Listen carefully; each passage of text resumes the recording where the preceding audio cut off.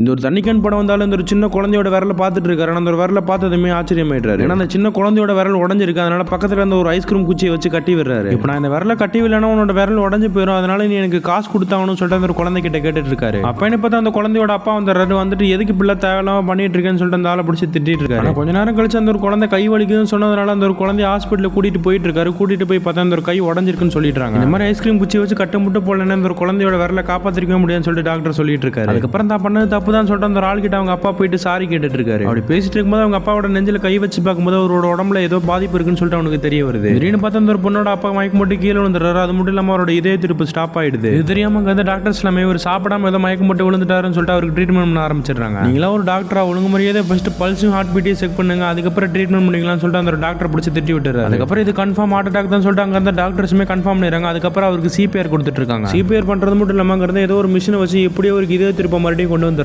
என்னதான் இதய திருப்ப மறுபடியும் கொண்டு வந்திருந்தாலுமே இவரோட ஹார்ட் ரொம்ப வீக்கா இருக்கு, உடனே ஆபரேஷன் பண்ணணும்னு சொல்லிடுறாங்க. அதுக்கப்புறம் என்னாச்சுன்னு தெரிஞ்சுக்கணும்னா மறக்காம சப்ஸ்கிரைப் பண்ணிட்டு ஹார்ட் பீட்னு கமெண்ட் பண்ணுங்க.